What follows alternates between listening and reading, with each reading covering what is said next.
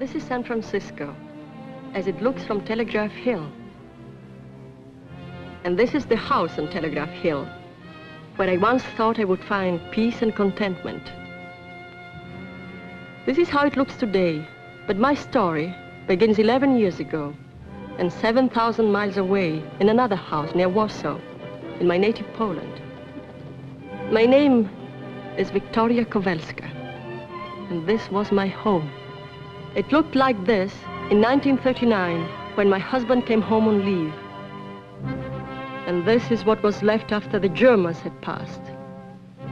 In one stroke, I had lost my husband, my home, everything I held dear, and had become one of the thousands of miserable strays who were herded into prisons and concentration camps.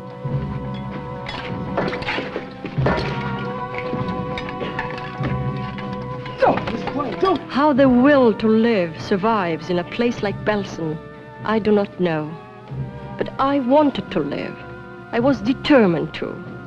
And I was just as determined that my friend Karin Dernakova should live too. I had met Karin, a fellow countrywoman, in the camp. But she was sick and frail, too frail for the life of that camp. And she had more to live for than most of us. Her infant son had been smuggled out of Poland just before the war to an aunt in San Francisco. And if she ever lived through this, she would join them. Just think, Vicky, he's talking and walking by now. And if he would see me, he wouldn't even know me. Please, Karin, you must eat. You must keep up your strength. It's the use, Vicky. I'll never get out of here. Never see my Christopher again. Let go! You dirty hypocrite. You don't care about her any more than I do. You only stick to her like a leech because she has rich relatives in America. Oh, you think she's going to take care of you when we get out of here? She'll never get out of here alive. None of us will ever get out of here alive. Karin, we are going to get out. We are. Eat your food.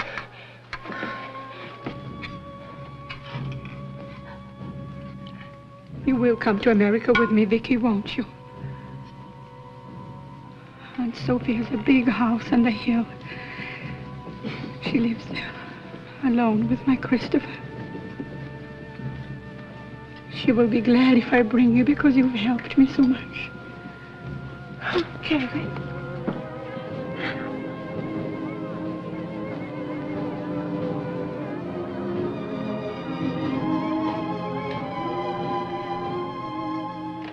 Karin was my friend, and I fought for her survival as I fought for my own. But in the end, I was beaten. I had done everything I could for her. I stole food, medicine, and I fought off the others. I had tried to keep her mind filled only with thoughts of her son and her aunt. But with the German army on the run and liberation only days away, Karin Dernakova and our dreams of America lay on the cold floor of Belsen.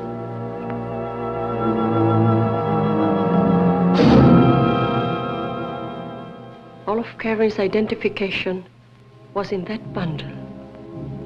Her aunt had not seen her since she was a little girl. I knew as much about Karin's life as about my own. Why not? Why shouldn't I be Karin Dernakova?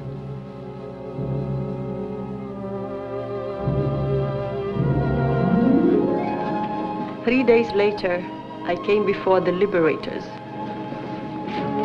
Sie sind der Nächste.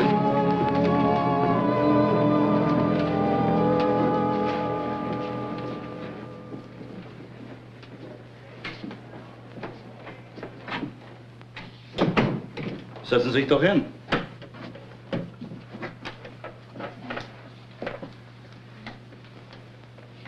Ihr Name bitte?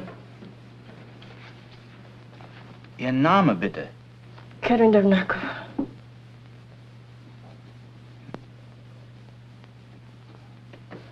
Haben Sie irgendwelche Papiere? She's scared to death. Tell her we're her friends, that we want to help her find her home, her family. Yes, sir. Wir sind Ihre Freunde.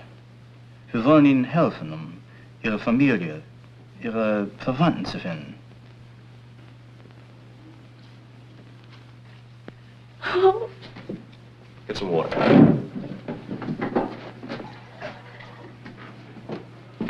Here. Drink. Tell her not to be afraid that nobody's going to hurt her. Haben Sie doch keine Angst. Keiner will Ihnen wehtun. That's better. I'm all right now. You speak English? A little. I learned it at school. I'm sorry to make you all this trouble. You make us all the trouble you want. Yell if you'd like to. You're entitled to it. Some more of the same stuff, sir.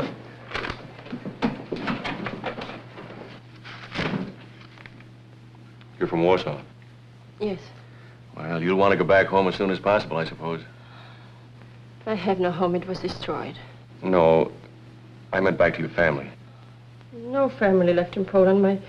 My parents were killed, my husband also. I'm sorry. In other words, you don't want to be repatriated. Oh, no. Poland does not exist anymore for me. If you force me to go back... We're here to help people, not to force anybody to do anything. I feel I should explain, though, that the alternative is a camp for displaced persons. I'm afraid that isn't a permanent solution either. Do you have any idea what you would like to do? I will take care of myself somehow. I guess that's all for now. Thank you, Major. You're very kind.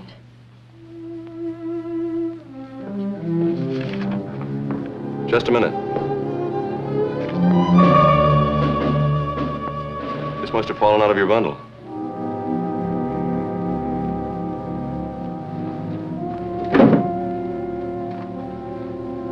It belongs to a Victoria Kobelska. Who is she?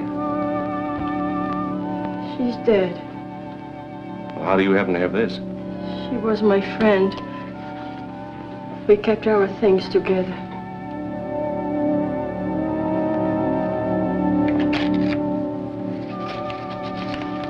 She would not need this anymore.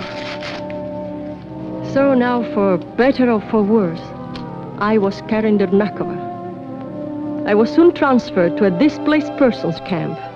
The moment I arrived there, I sent a cable to Aunt Sophie in America and signed Karen's name to it. The answer came in a few days. Karen Dernakova. Dernakova? Mm-hmm. Oh, yes. Here it is. Just came across from the message center. I'll read it for you. Your cable addressed to Mrs. John Albertson forwarded to us. Advise addressee deceased. Deceased means the person's dead.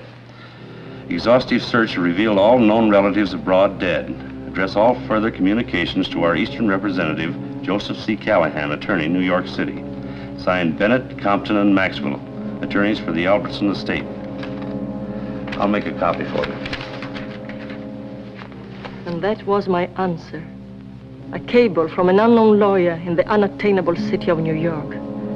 And my hopes gone with that cable. In that moment, I nearly gave up.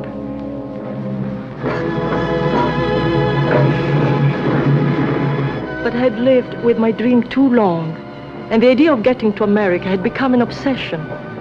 When the day finally came for me to join hundreds of others and go aboard the United Nations refugee ship, we could hardly believe it. We had spent the 4 long years since the end of the war in waiting, hoping, and praying.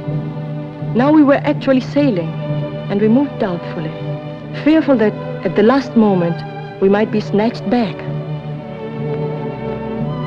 But on that day in 1950, when I reached New York and found my way to the office of the lawyer who had sent me the cable, I knew that I would never let anything send me back.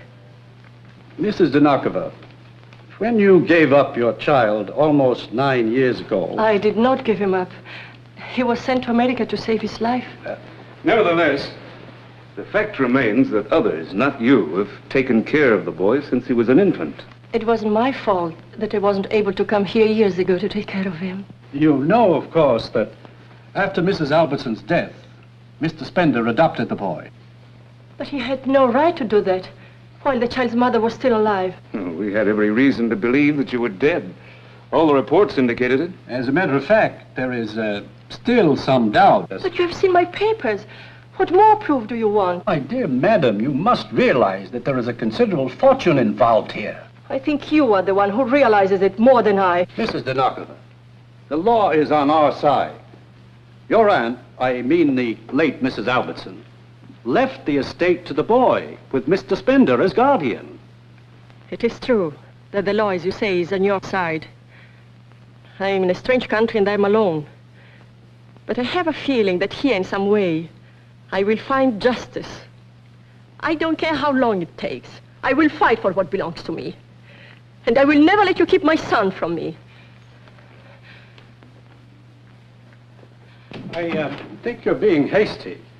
We might be prepared to settle this on some reasonable basis. Just a minute, Callahan. Mrs. Dinokhova. Yes? I'm sorry to have put you through this ordeal, but you see, I had to be positive. I'm sure you'll agree there's Chris to consider, too.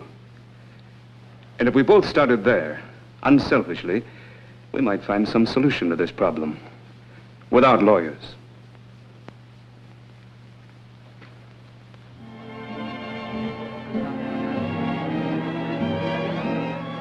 What's the matter? Don't you like our food? Oh, yes. But I'm still upset. Your lawyer is so very efficient. Oh, forget about him. Let's talk about you. I didn't know I had such a beautiful relative in Poland. What? Oh, don't look so surprised. Aunt Sophie was related to me, too. By marriage.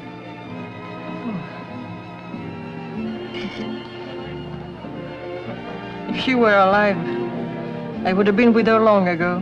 I sent her a cable. Yes, I know. You know? Well, look, let me explain. You and your husband had been reported dead years before. My lawyer was convinced we were dealing with an imposter. I never heard from you again. That only served to confirm our original suspicions. If only you'd tried again, written or wired or anything. Well, I didn't know what to do, where to turn. I felt so lost.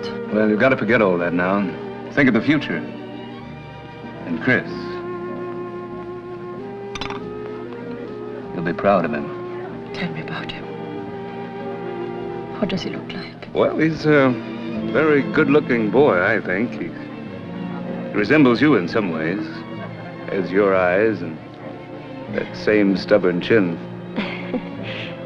When he was a baby, everybody said he'd look more like his father. When am I going to see him? He won't be back from school for 2 weeks. And I plan to stay in New York on business.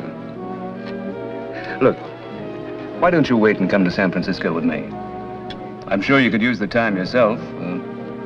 Shopping, for example. Shopping? But I have no money. You have now. This is what I had dreamed about, like the days back home in Poland before the war. The feel of silk on my skin again. What do you think? It's lovely. Yes, but I'm afraid it's also very expensive. Don't worry about that. After all, I'm still Chris's guardian. I'm sure he'd want his mother to look her best. All right, then.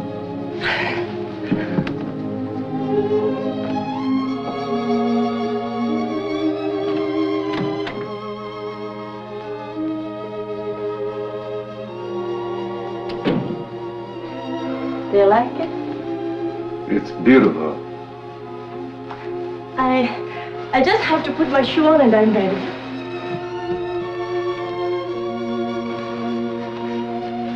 May I help you? I make no excuse. I felt Alan was attracted to me and I was prepared to take advantage of it.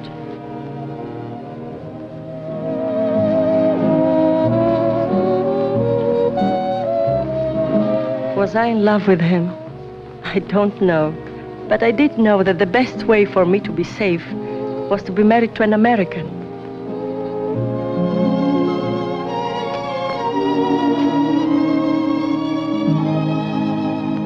penny for them, Karen. A penny for what? Your thoughts. It's an expression we have. Oh, Ellen, I couldn't begin to tell you all my thoughts. You've been so wonderful to me. I don't know if I ever can, Karen, but I'd like to spend the rest of my life trying to make up to you for all those lost years. I want you to know I'm no bargain. I'm a very stubborn man. Set in my ways, hard to live with. And maybe I'm too old to change. I don't want you to change, Ellen. Ever.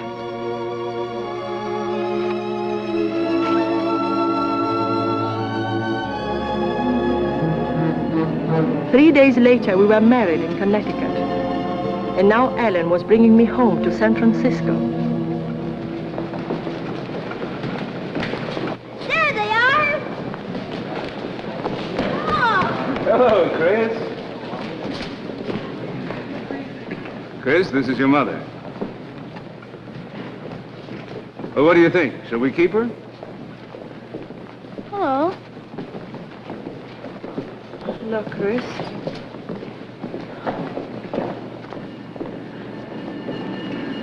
Hello, Margaret. Hello, Mr. Spender. Darling, this is Margaret. How do you do? Welcome home, Mrs. Spender. Thank you. I've heard how much you have done for Chris. I'm very grateful. May I offer my congratulations? Well, thank you, Margaret. Well, let's go get the taste of the train out of our mouths, huh?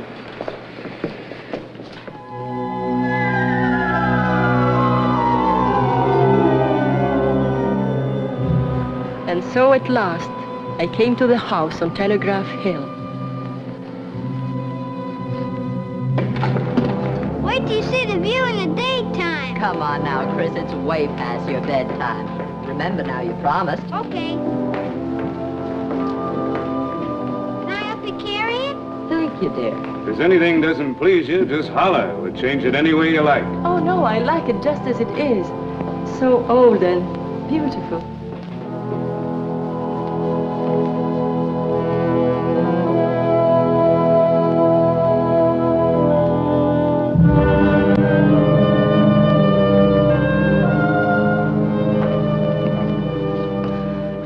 Getting pretty late, dear. You must be tired.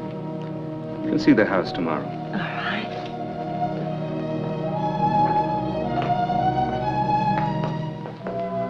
That's a beautiful portrait of Aunt Sophie. I wish I had known her better. I never realized you knew her at all. Oh, yes. Once, when I was very little, she visited us in Poland. She looked so kind and wise. She was that. She was a wonderful woman. Put your bags in your room. Oh, thank you, dear. This is my room. Want to see it? Tomorrow, Chris. Your mother's tired and it's way past your bedtime. Yes, Chris, I am a little tired. I'll show you the whole place tomorrow if you want. I know a place where you can see Point Lobos. That's where they used to send the signals That from. will be very nice. Good night, Chris. Sleep well, darling. I'll see you in the morning. Okay. Good night. I didn't know what arrangements you'd want to make, so I had the guest room made up for the night. Thank you, Margaret. Good night, Mrs. Spender. Good night, Margaret. There are so many things you'll have to teach me. I'll be glad to do what I can. Here we are, right down here.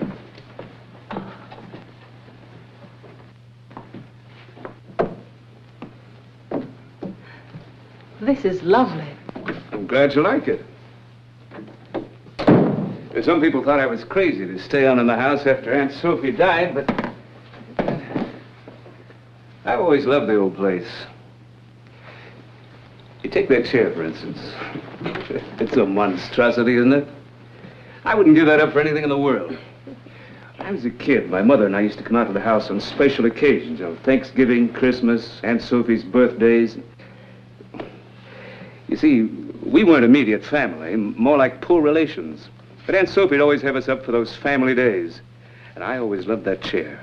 I sat in it every time, came to think of it as my chair. It was a symbol to me then of this house, the life that was lived in it. It still is.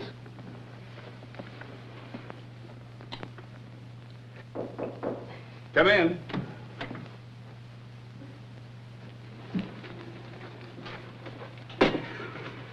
Thank you, Kai. Good night, sir. Good night. I always have a glass of orange juice just before going to bed. Oh. Oh, don't forget, I'm a native Californian.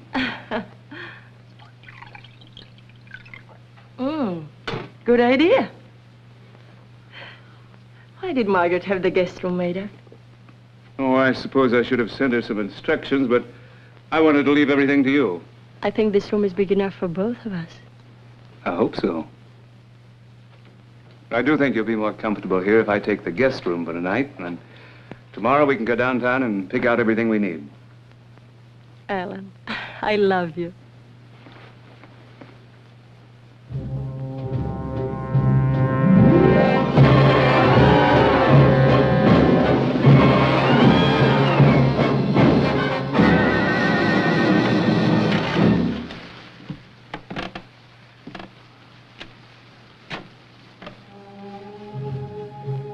I had come halfway across the world, and now suddenly, in this pleasant room, a little of the fear I had once felt in Belsen came back to me. Whether it was my own conscience, the meeting with little Chris, or something in the house itself, I couldn't tell.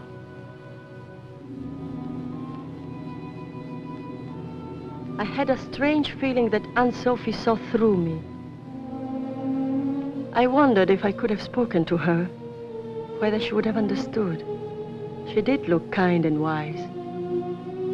Yet I couldn't rid myself of the feeling that something was wrong in this house.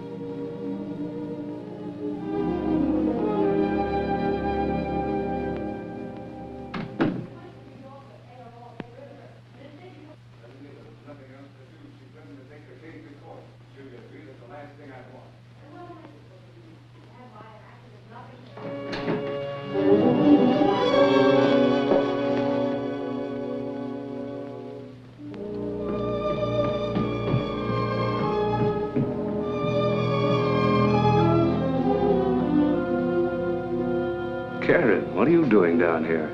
Well, I couldn't sleep. I just came down to see Aunt Sophie's picture. It's kind of a strange hour to be prowling around the house looking at pictures. Oh, I'm not prowling, Alan. I'm sorry, but you seem so tired. And you? You haven't been to bed at all yet. I came down to look over my mail. I wanted to see if there's anything important. Well, Margaret heard me coming down. She brought me a sandwich and a glass of milk. Oh. Margaret has been in the house a long time, hasn't she? Ever since Chris was brought here from Europe. He needed someone to look after him. She's been very faithful. You know, one thing about Aunt Sophie, she knew people inside out. She picked her out of 50 applicants to take care of Chris. Margaret has many unusual qualities. I believe you. I also think she's a very unusual woman. Are you going to be much longer?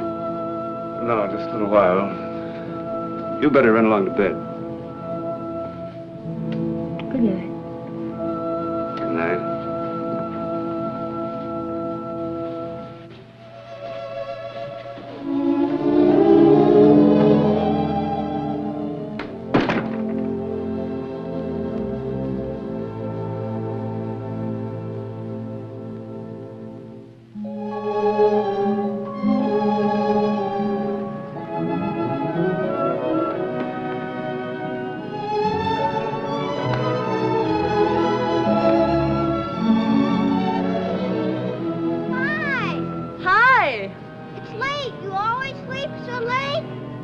I was very tired last night. I've been waiting for you since 7. Oh, you shouldn't have done that. Oh, it's all right. I'm always up early. Coming down soon? Well, it will take me a while to get dressed. Okay, hurry up.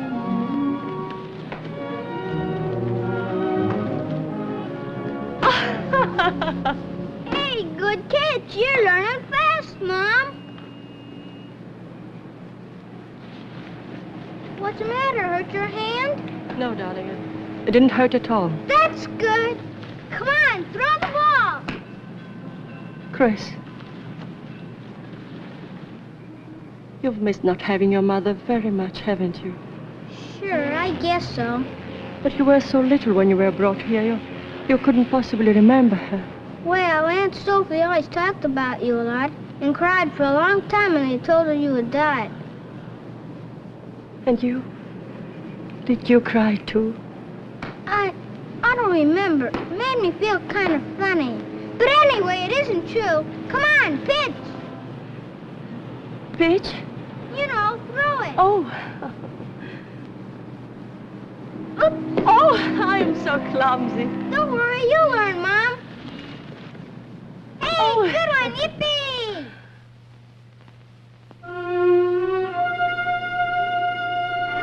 To the lady of the house, past and present, may your days in this house be as rich and rewarding as hers. Thank you, Doctor. Great character. Don't make him like that anymore. Nobody knows that any better than I do. She was a wonderful, wonderful woman.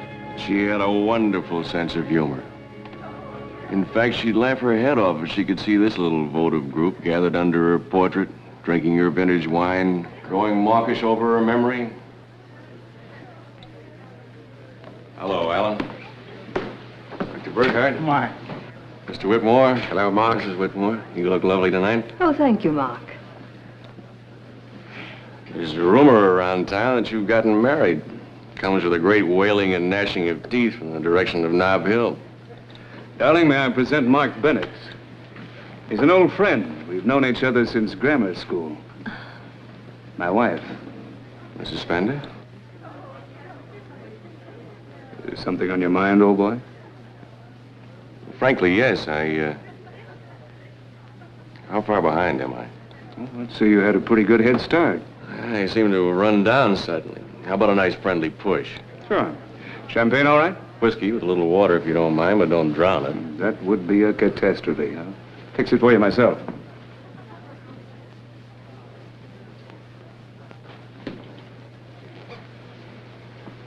You don't remember me, do you? You're making things tougher for me by the minute. That accent's Polish. On what red letter day did I meet a beautiful Polish lady? On the most important day in her life, Major. Germany. The camp at Belsen, of course. But you've changed quite a bit. No wonder I didn't recognize you. I've often wondered what had become of you. I don't believe you remember anything about me at all. Oh, but I do. I even remember your name. It's Victoria Dernakova, Major. And it's Karen, not Victoria. Karen. K-A-R-I-N? Here we are. Thank you. Dinner is served. Thank you, Karen. May I claim the right as an old friend of the household? Looks like you have already.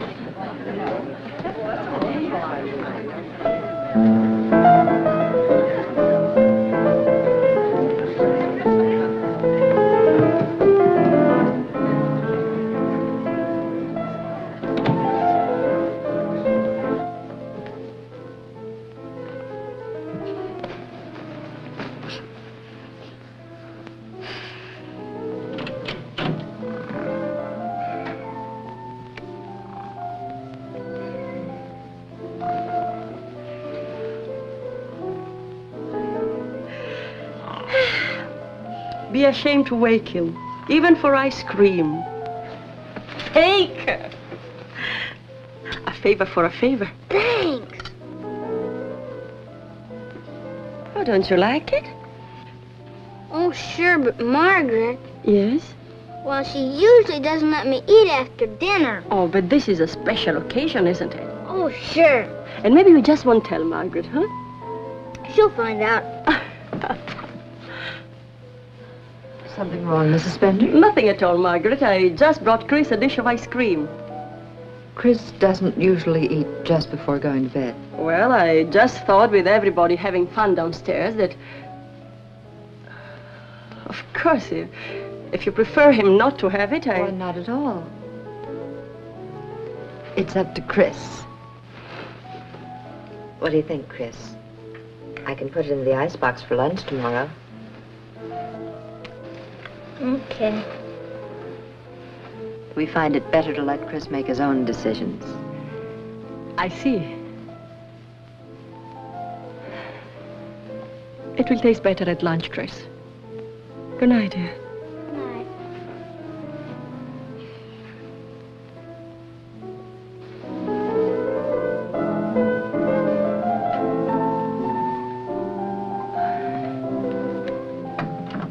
I am sorry, Margaret. I didn't realize Oh, it was my fault, Mrs. Spender. I should have told you.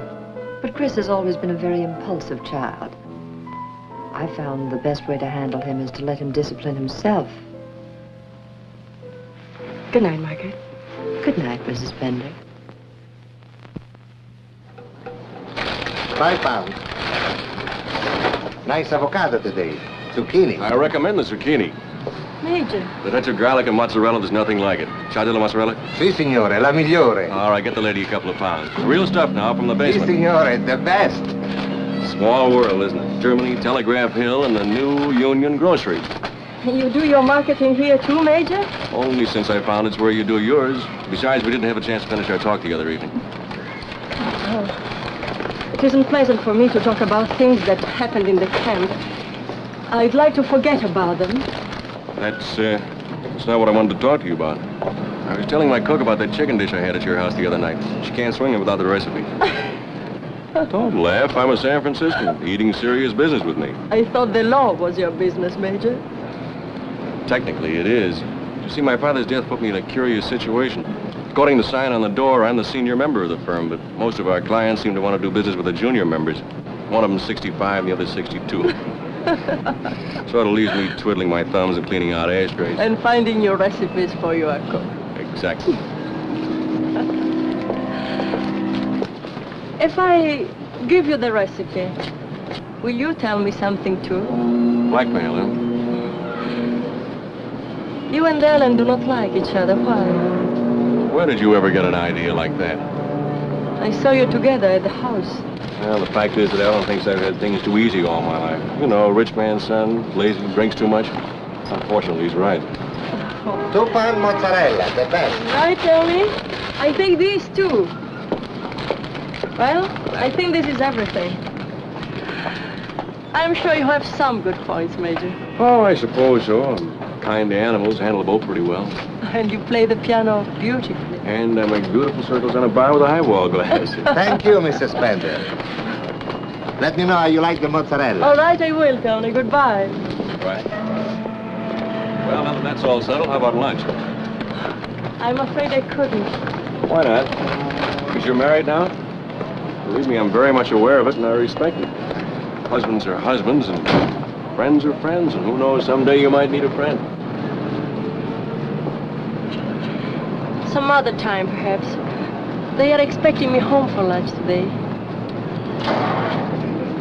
Goodbye. Goodbye.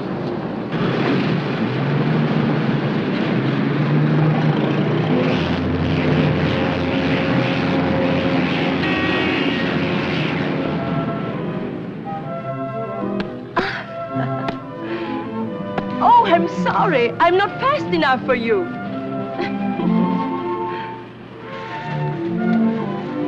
Chris, a little playhouse.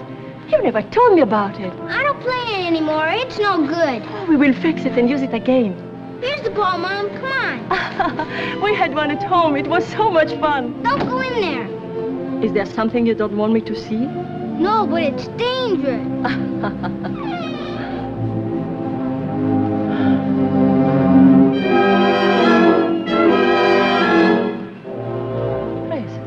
What happened there?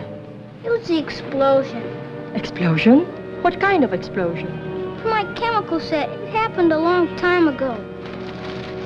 Come on, Mom, let's play some more ball! Tell me, darling, were you hurt? No, it was nothing. It just made a loud noise. Well, I'm going to ask Alan to have it fixed. No, please don't, Mom. Why not? Because he doesn't know anything about it. He wasn't here when it happened. You won't tell him, Mom, will you? Of course not, if you don't want me to. We'll just keep it between us, okay? Okay, thanks, Mom. Come on, pitch! Rich. Good one. Throw an overhand like that.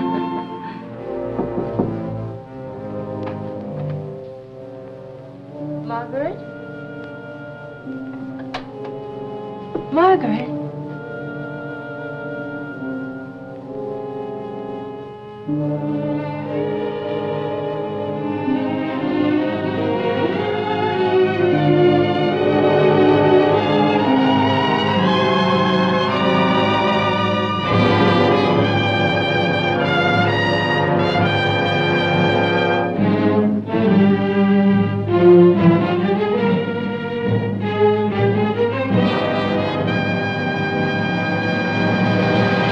Is there something you wanted, Miss Spender? Oh, I'm sorry, Margaret.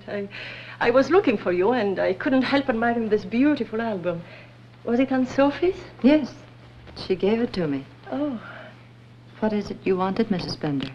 Oh, I just wanted to ask you what exactly happened in the little playhouse. The playhouse? Yes. Did Chris take you there? No, I came upon it by accident. I asked Chris, but he didn't want to talk about it. He did say there was an explosion from his chemical set. Oh, nonsense. His chemical set was just a harmless toy. He must have stolen something from the kitchen, some cleaning fluid or something that caused the explosion. Chris thinks Mr. Spender still doesn't know, but of course you told him, Margaret. No, I never did. Margaret, you should have. Well, Chris was terribly afraid Mr. Spender would punish him. He begged me not to tell. But Chris should have been made to understand never to do a thing like that. He could have been killed. Well, he wasn't. He wasn't hurt at all. I saw no reason to make an issue of it then, and certainly there's no reason to make an issue of it now. I'm not trying to make an issue of it, Margaret. But surely you can blame me for being worried and very much concerned. Concerned? How long have you been concerned about Chris? A few weeks? I've been concerned about him all his life, night and day. And now you tell me that you're concerned about something that happened years ago. Even then, it was I who comforted him, not you. Thank you for being so frank. Now I know where we stand. From the moment I came here, you've looked upon me as an intruder in this house. That's why you dare talk to me like this. Well, I'll tell you something. You're wrong, Margaret. You are the intruder, not I. Are you giving me notice, Mrs. Spender? Yes. I was a fool not to do it long ago. Very well. I'll start packing at once.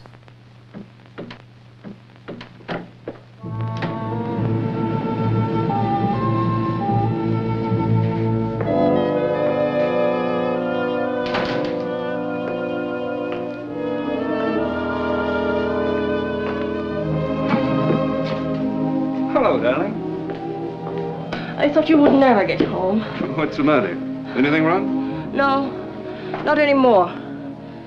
I had it out with Margaret. She's leaving. You what? Have you both gone crazy? Do you want to hear what happened? I don't care what... This is ridiculous. But darling, you wouldn't say that if you'd heard how she talked to me. She acted as if Chris was her child. And she even accused me of deliberately turning him against her and you. Oh, so it's about Chris. Well, can't you see, darling? Margaret is jealous because the boy's become so attached to you. Now, you should be the first to understand that. And you should be the first to understand that Margaret and I can never live together in the same house. Now, look, Karen. Margaret has given years of her life to Chris. You can't just dismiss her like a servant that stepped out of line. You're upset now, darling, but when you've had time to think it over, you'll realize I'm right. If Margaret said anything to you she shouldn't have, she'll apologize. I'll see to that myself.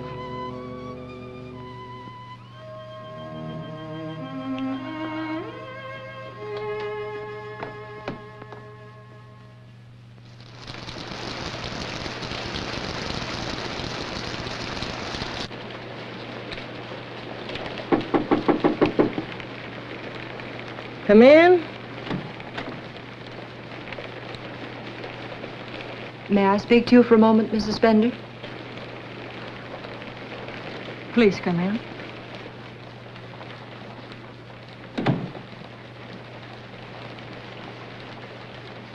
What is it, Margaret? About yesterday, I should like to apologize. I said things I shouldn't have. I'm sorry. Oh, doesn't matter. Mr. Spender wishes you to remain. You know that. But things will be very difficult if you feel that I can't be trusted with Chris. What happened between us has nothing to do with Chris. I never doubted that you have Chris's welfare at heart. It's kind of you to say so, Mrs. Spender, but I'd feel better if you accepted my apology, too. Very well, I accepted it, if that makes you feel better. Isn't it time to bring Chris home from the party? I'm leaving right now.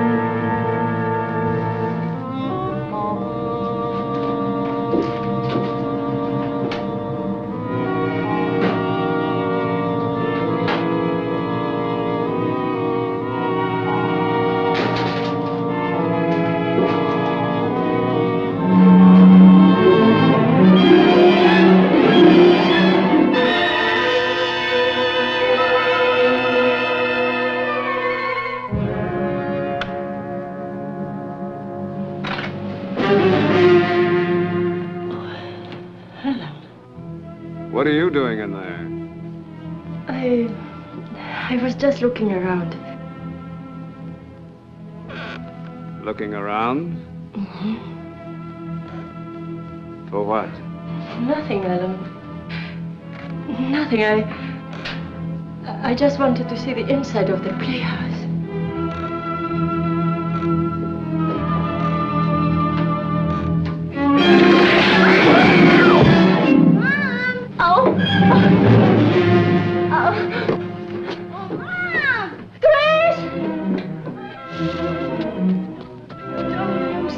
To see you. Tell me, did you have a good time at Jimmy's party? Mm-hmm. Did he like your present? Yep. Oh, tell me all about it. Well, we went on a pony ride and...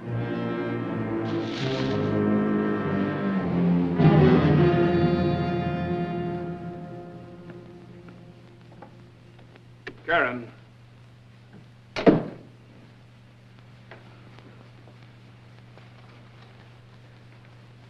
Darling, will you please tell me what's bothering you? I'm tired, Ellen. I have a headache. I don't mean now. I mean this afternoon in the playhouse. You shied away from me as if I had the plague. If I hadn't grabbed you, I completely forgot about that wall. Forgot? Yeah, I should have had it fixed right after the explosion, but I didn't realize it was such a hazard. What's the matter now? You know what happened to Chris in the playhouse? Of course I do. Wasn't I supposed to know? Well, Margaret told me just the other day that you didn't know. That she never told you. Oh, well, you must have misunderstood. After 4 years, I don't suppose Margaret remembers herself just how it was. But it's certainly nothing for you to start worrying about now. Your hands are like ice. There's something going on in that funny little head of yours. Something you're keeping from me? I'm not keeping anything from you, Ellen. I like to feel as though I'd failed you somehow. As though I hadn't been the husband I wanted to be. No, it isn't you, Ellen. Sometimes things come back. Things I want to forget. I can't help it. You must be patient with me. I'll be all right. Of course you will, darling. It takes time. We'll just have to try harder to make you forget.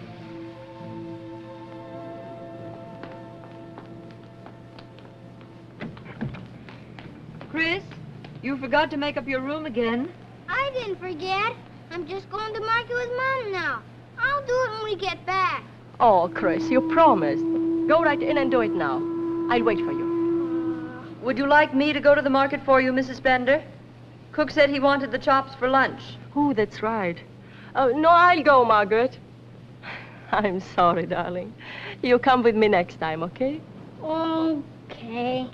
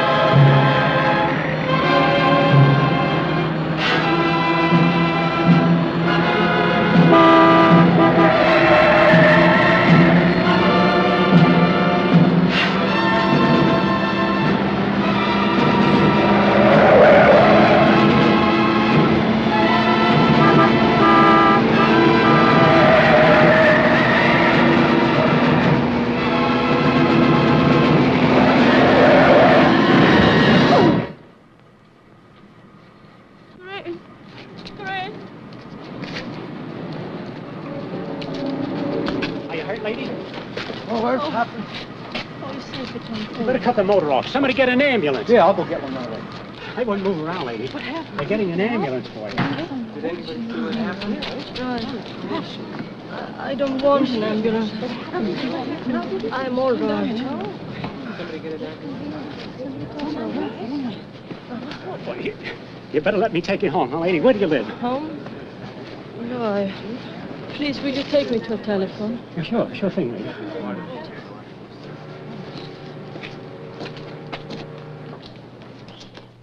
Hello. Mr. Mark Bennett, please. Yes? Oh? Put her on. Hello, Karen. How are you? An accident? Are you all right? Oh. Yes. Well, let me call Alan. Oh, no, I don't want Alan to... Mark, please, don't call Alan. I want to see you alone, now. Well, all right. I just thought that... I'll be right there. What's the address? So after the man brought me here to the telephone, he sent for a tow car, and then he kept insisting I have a doctor look at me right away. He should have. It was a terrible thing to have happen, and I still think... it didn't happen. It wasn't an accident. He made the brakes so they wouldn't work. He's trying to kill me. Hey, let's not go off the deep end again. You've had a bad shock. Now, who's trying to kill you? Alan. Alan? Oh, Mark, please believe me, I'm not hysterical now. He wants to get rid of me. I felt it for a long time. Can't you say it, Mark? Aunt Sophie left everything to Chris. Alan is his guardian. If something should happen to him, Alan would get the estate. And Chris could have been with me in the car this morning. He wants us out of the way. It's for the money, Mark. Don't you see it?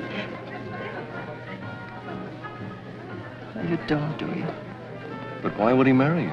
He didn't have to, you know. He may have been attracted to me, I don't know, but you don't think he was going to let the boy's mother take everything away from him, do you? That's one way to find out. Come on.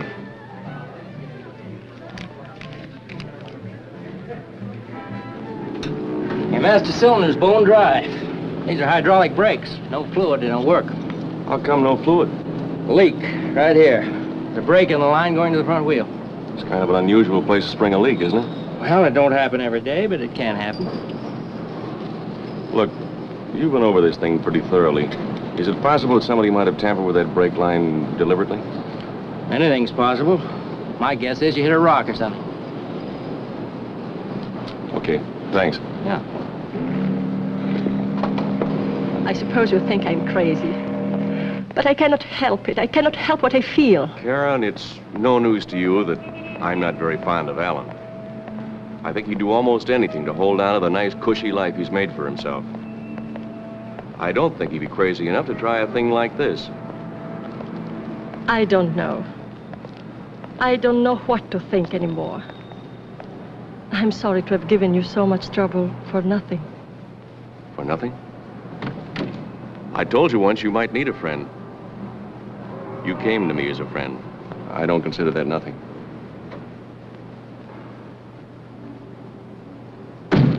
What you need is somebody to teach you how to relax and enjoy life. Something Alan never learned. He's been so busy trying to get up to that house on the hill that he's been blind to everything else.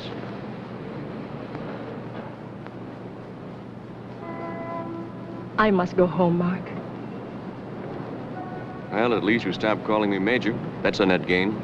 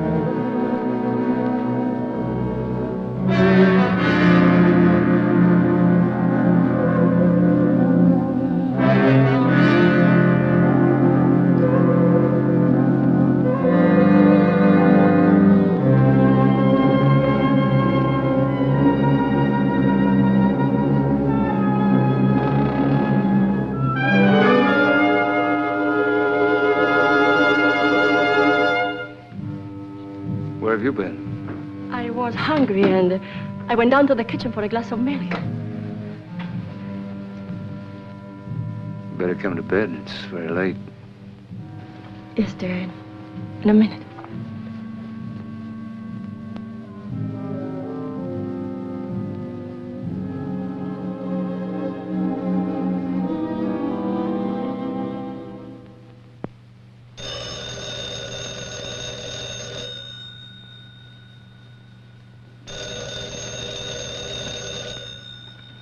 Yes?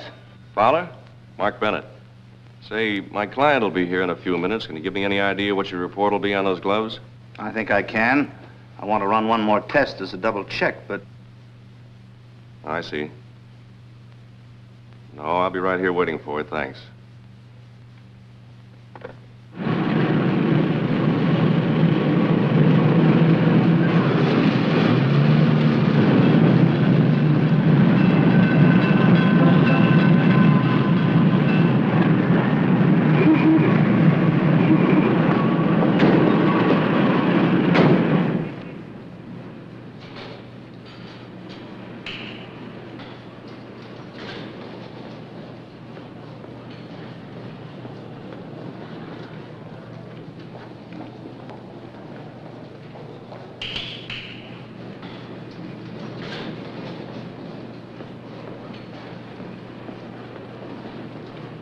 Karen.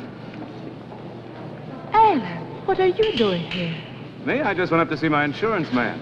Where are you going? To the dentist. I have an appointment.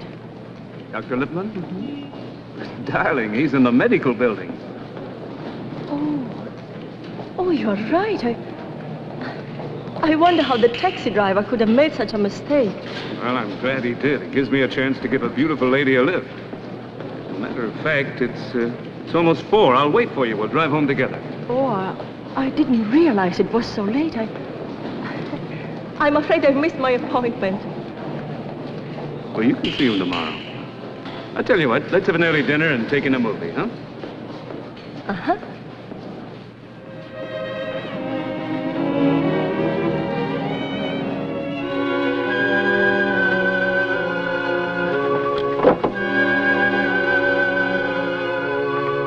Hello, Margaret. Good evening. Where's Chris? He's in his room listening to the radio. Any calls? Mr. Mark Bennett. Did he leave any message? He just said he'd be in his office until 6 if either of you returned by then. Thank you, Margaret.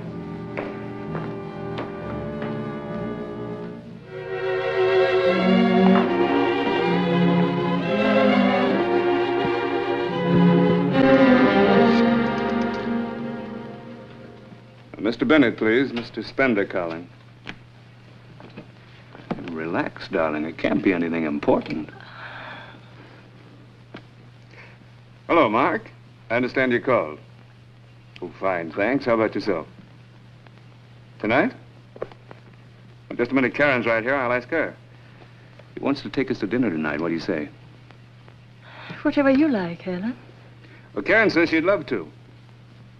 Sure, 8:30's fine. Mm-hmm. I'll see you then. What's the matter, darling?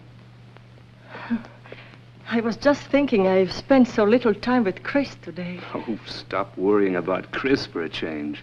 It'll do you good to get out. Yes, Helen. 將遠別離，願臨啊星起，變照人兩地，能辨野相思，辛酸盼會期常憶依稀，共君慈悲，分虛設念記。 後將遠別離。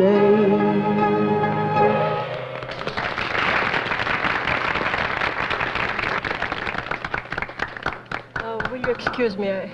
I promised to call Chris and say goodnight.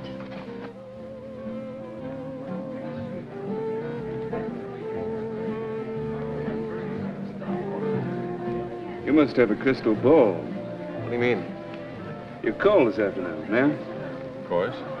I was just going to call you. Really? Anything special? It's about Karen. Karen? This afternoon, coming down from Charlie Decker's office, I ran into her in the lobby. She almost jumped out of her skin when she saw me. I could have sworn she was on her way up to see you. Was she, Mark? Why didn't you ask her? I did. She told me she was going up to see her dentist. That seems to settle it, doesn't it? No, not quite.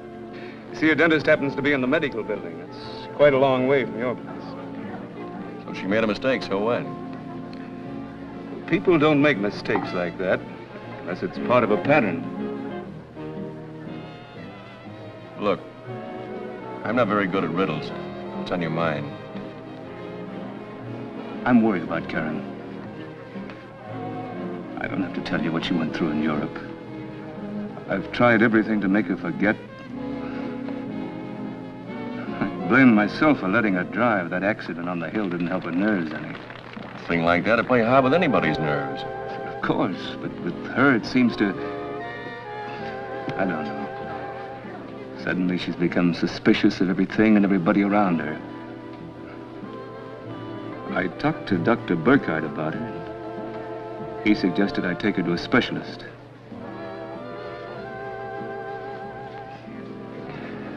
I know you've never thought very much of me, Mark. Too pushing and ambitious for your taste. Well, maybe you're right. But Karen's made a difference in my life. My only ambition now is to make her happy. But I'm helpless. The harder I try, the more I realize that I'm losing her. It's ironic, isn't it? Well, life's full of little ironies. And I'm afraid it's something you're going to have to work out between yourselves. Would you like to dance? Go ahead, darling.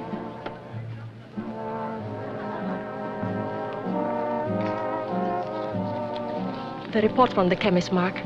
What does it say? I'm sorry, Karen.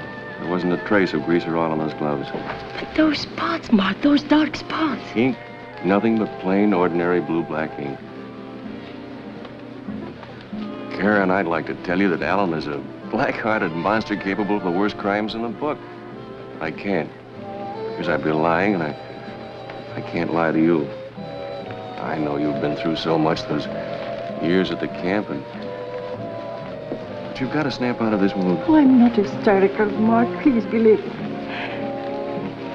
I've realized now there was something wrong from the beginning. The way they tried to keep me from coming to America, the cold, heartless cable some lawyers sent me that Aunt Sophie was dead, and not a word about Chris. What lawyers? I don't know. I don't remember their names. Why, is it important? No, I just wondered. I can show you the cable. Ellen doesn't know, but I still have it. I could bring it to your office. All right, why don't you? I'd like to get a look at it. All right, Mark, tomorrow. I'll bring it to your office in the morning, huh? All right. Oh, no. After what happened today, I shouldn't go there again. Where could we meet? Well, let me see. The yacht basin at the marina. Any taxi driver will know where it is. Thank you. Wait a minute. It's my turn now.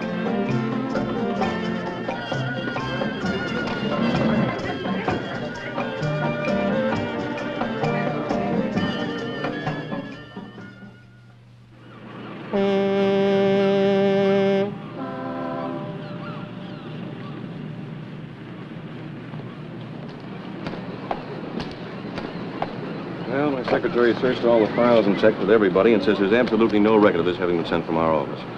But it is signed Bennett, Compton, and Maxwell. Your firm, Mark. Then I'm right. Alan sent the cable himself. It's possible. You see, this is dated May 31st, 1945. My father was still alive then. He handled all your aunt's affairs. Alan could have showed him the cable just as he told you. And unfortunately, now there's no way of finding out what actually did happen. Look, first thing Monday morning, I'll call Callahan. It's the lawyer you met in New York. He may be able to tell us something. I hope so. Now, don't be afraid. I've got to get home now. I promised to take Chris to the ball game. You are afraid, aren't you?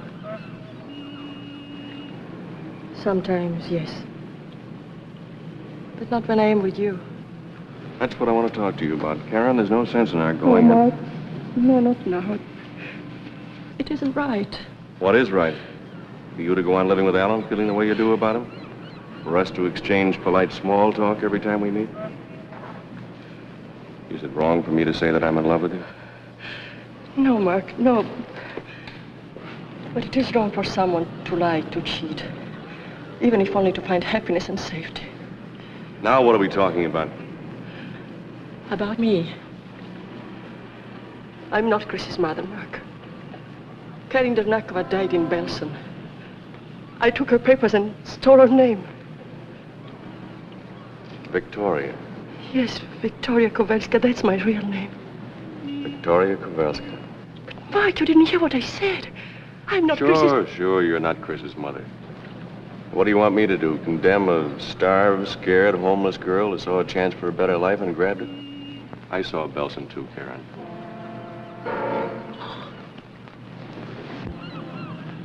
But I am trapped now by my own lies. Even if Alan lets me go, he will never let me have Chris. And I will not leave him behind in that house. Well, that's it. You've been living with this on your conscience for so long that you've magnified all these things. No, please don't think that. Chris is in real danger. You said that before. Nothing is going to happen to Chris. Something is going to happen to him. If I only could make you believe it. I love him so much, and he needs me. I know he does. I'm going to talk to Alan. I Oh, think... no, Mark. Alan must know I told you anything. There must be a way to prove all this to you. Will you stop tearing yourself apart? Take Chris to the ball game. Have some fun for a while. Karen. I said take Chris to the ball game. Get away from the house for the afternoon. Would it help if I call later when I find out what Callahan has to say? Yes, call me. Maybe I... Now, don't do anything silly. Chris will be all right. I hope so.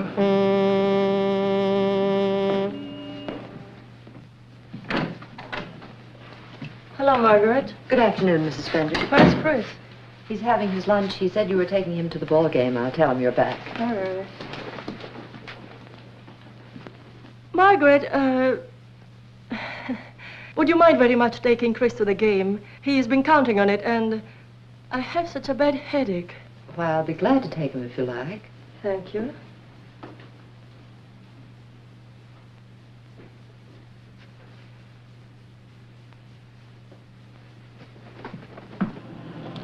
Goodbye, darling. Have a good time. And remember, just one hot dog. Okay, Mom. And I'll get the scorecard for you. Bye, Mom. Bye. Bye. Goodbye.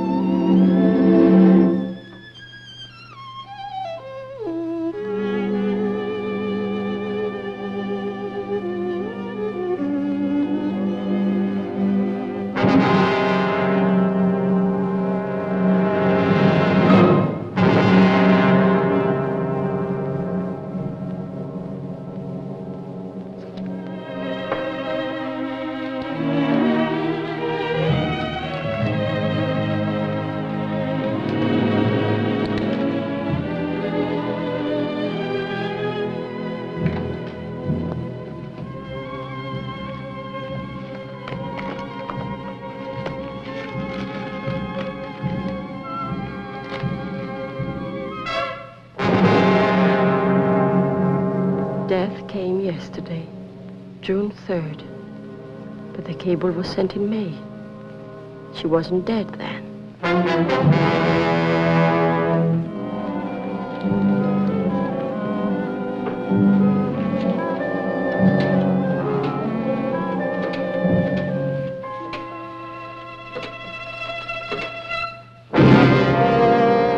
Hello, dear. Go ahead, finish your call. It's not important. Well, who are you calling? My watch stopped. I wanted to find out the correct time. Oh. It's about 1:45, 14 of. Margaret called and said you weren't feeling well. I thought I'd come home and keep you company. Thank you, dear. It was just a headache. It's gone now. But, darling, if you have work to do, please, don't let me hold you back. I'm all right now. Well, of course, I can always find something to do. Okay. Put on your coat and come along. The drive will do you good. Oh, I don't think so, Ellen. I'd rather stay home. Why don't you go? No. The work will keep until tomorrow.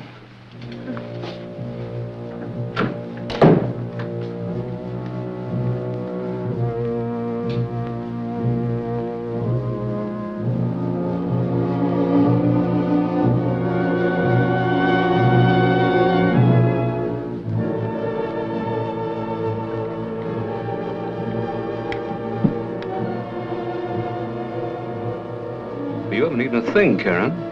Why don't you try the souffle? It's excellent. Yeah, Mom, it's swell. I'm not hungry, darling. Would you like to have mine too? Yeah, sure.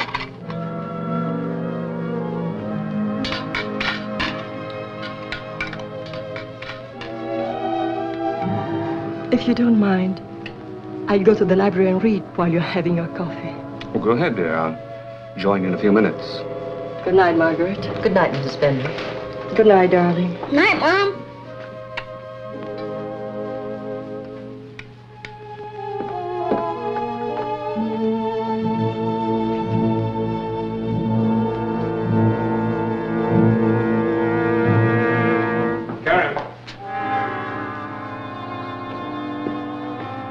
I think I'll have my coffee with you.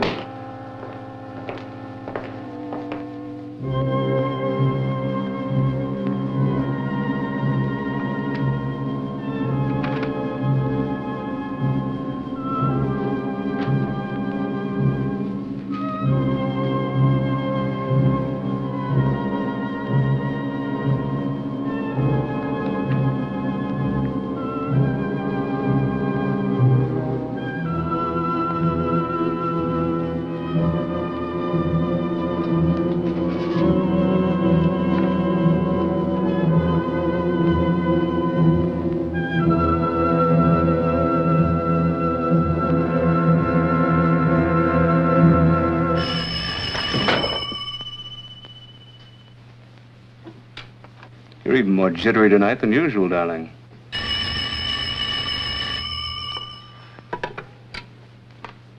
Hello? Hello?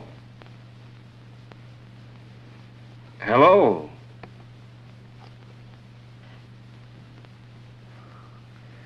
Wrong number, I guess. Well, maybe he just changed his mind. Whoever it was.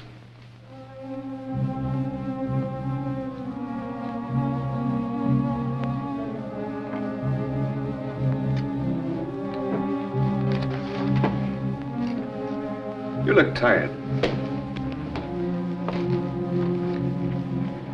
You're going to bed right now. Come along.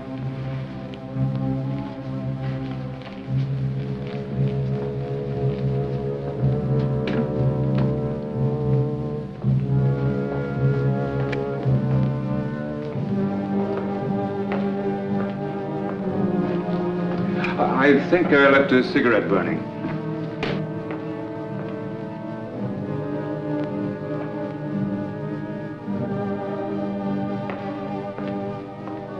Feelings you left something behind, forgot something? I could have sworn I left a cigarette burning in there. I wasn't even smoking.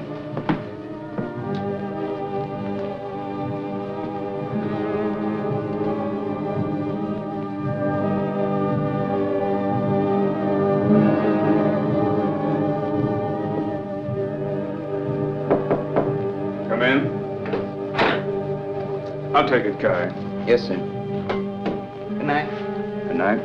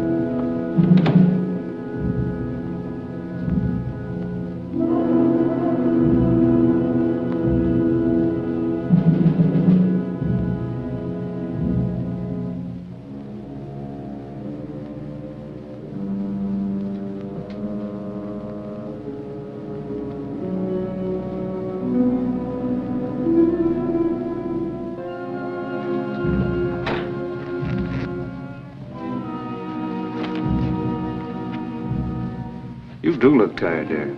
You drink your juice and we'll turn in.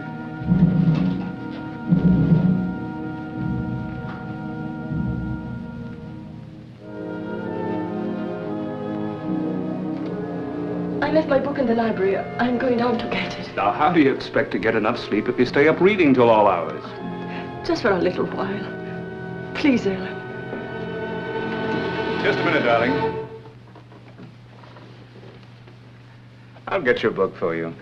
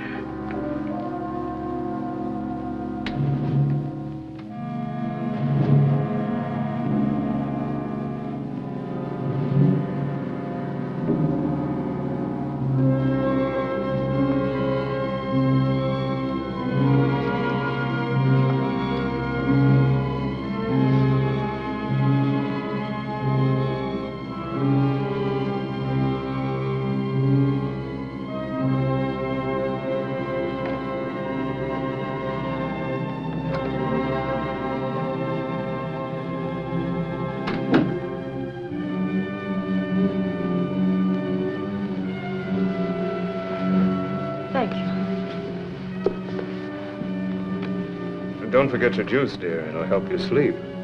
No, I don't think I want it tonight. It doesn't taste right. What's the matter with it? It seems a little bitter. Bitter?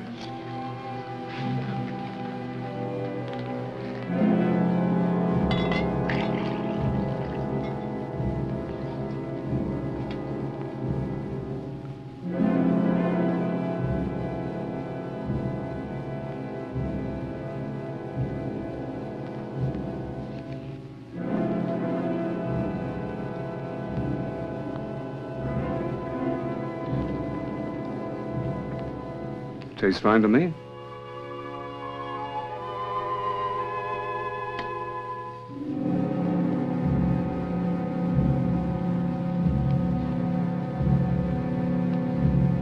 Come on, dear. Doctor's orders.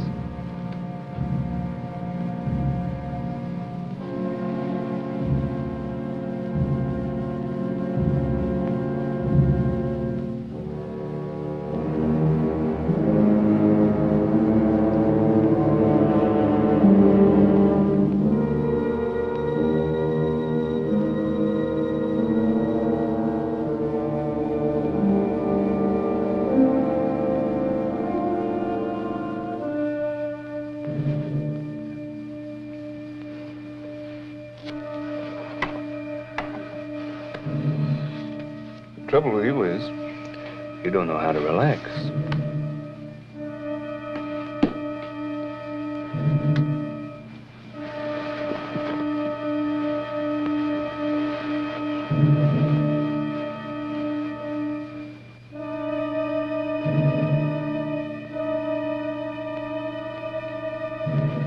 Come on, dear.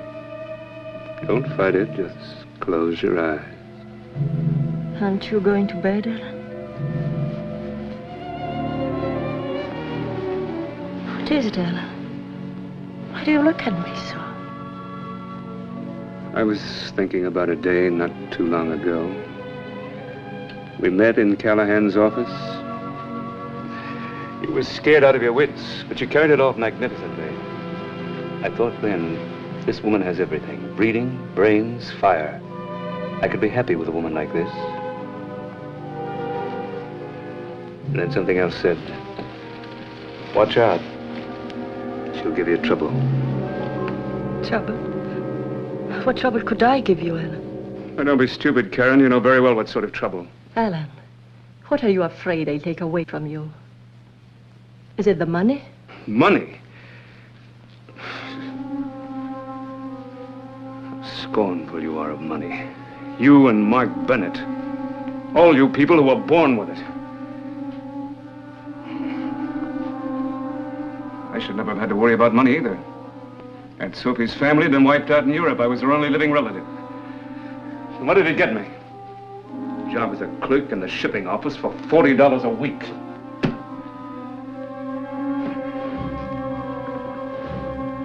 It's all over. This is the last time I'll have any trouble with your family. You Poles must be made of iron.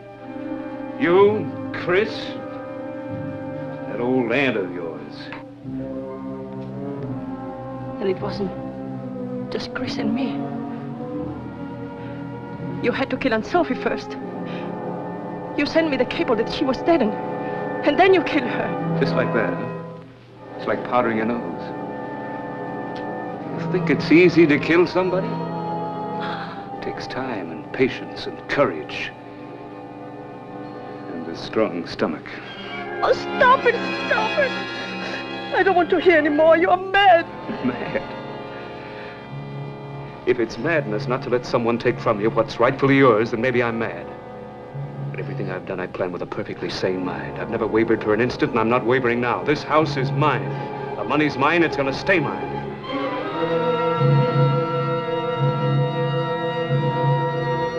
You don't know what I went through with that old woman. Your Chris. I had to turn myself inside out, dance attendance on the kid like a monkey on a stick, just so she'd write me in as guardian for the boy. You think I was gonna give all that up? Just because you decided to come back from the grave, walk in and take over? Ellen, I don't care what happens to me anymore, but please, in heaven's name, leave Chris out of it. He's only a child. He can do nothing to you, nothing. Oh, nothing. Except take everything from me and kick me out of the house. If he ever comes of age. Alan! Don't worry, Chris is safe. I'd have trouble with Margaret if anything happened to him. And you were the one that wanted to get rid of her. However, Chris is not of age yet. It's a long way off.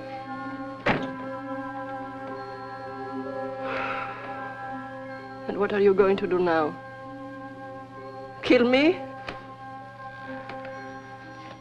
I understand that Dr. Burkhardt has been giving prescriptions for your insomnia.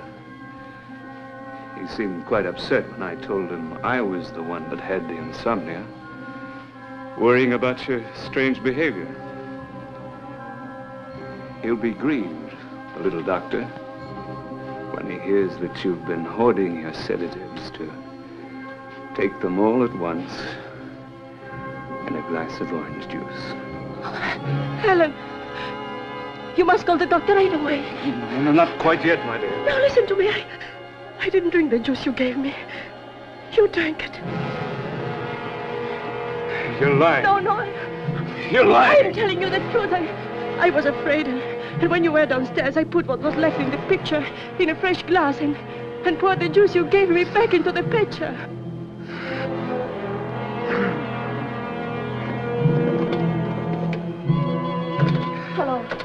Hello. Operator. Something is wrong with the telephone. Library. The library.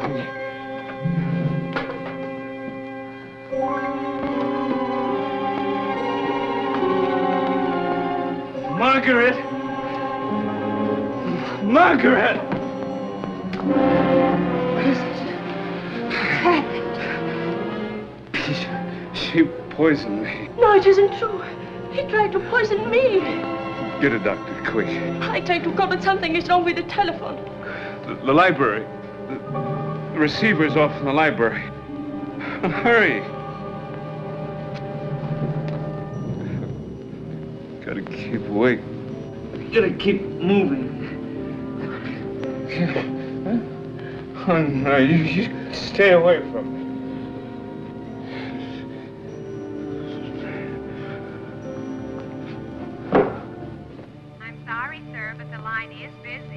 But it's been busy for the last 40 minutes. Are you sure there isn't trouble on the line?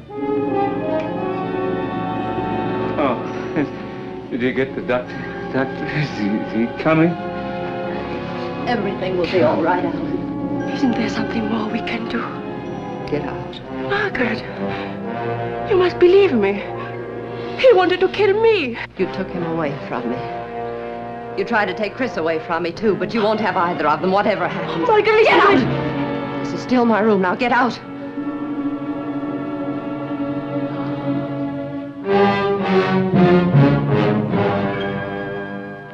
Lie still. I'm going to be all right, Margaret. Something wrong, Mrs. Spender? It's Mr. Spender. He's taken... Make coffee, lots of it. Hurry. Yes, ma'am. I'm going to be all right. You remember, Alan, after the accident in the playhouse, I told you that nothing must ever happen to Chris again. Nothing did. I gave him my word. Your word. If only I didn't know you so well. If I hadn't kept Chris from going with her in the car the other day, he might be dead now. I did it for us, Margaret. It was so we could be together again. Like old times. Old times. And how long would it be before you'd try again with Chris? How long before you'd finally kill him? Mom! Darling.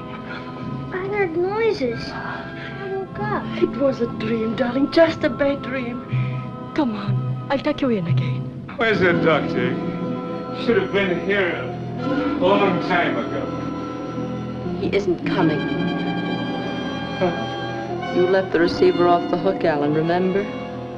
The phone is dead. Margaret, you take the car. You get somebody. You can't let me die. How many times have you let me die, Alan? No, I'll make it up to you, Margaret. I swear I will. It's too late. You're going to die, Alan, and that way at least Chris will be safe. Can't be. Everything I've worked for, planned for.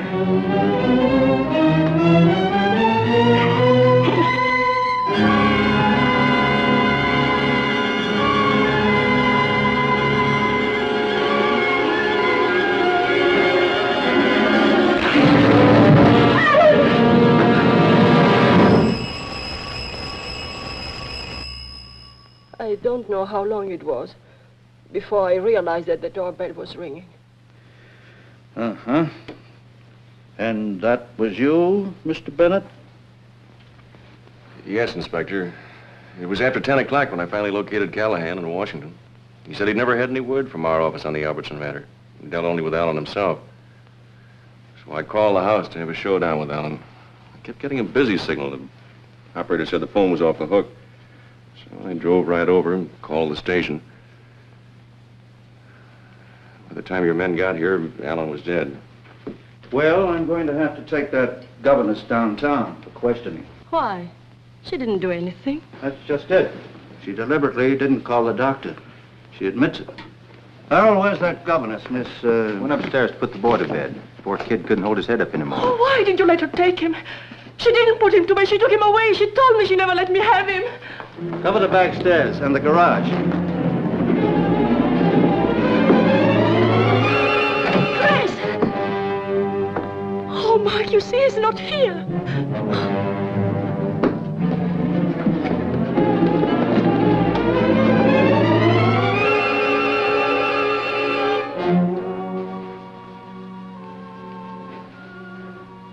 He's all right. He's fast asleep. Yes, he's all right now. He didn't want to go into his own room alone, so I brought him in here with me. He fell asleep almost at once. I'm going to have to ask you to come down to headquarters, miss. I'm ready. Margaret, I know you are not to blame for what happened. What do you think the charge will be, Inspector? That'll be up to the district attorney. Everything will be all right, Margaret. I'll be your witness. My conscience will be my witness, Mrs. Fender. Sure, the DA will want to talk to you, too. We'll be available anytime. We'd better go. Go? But where? I'm taking you to my mother's place for the time being. I don't want you to spend another night in this house. Yes, Mark.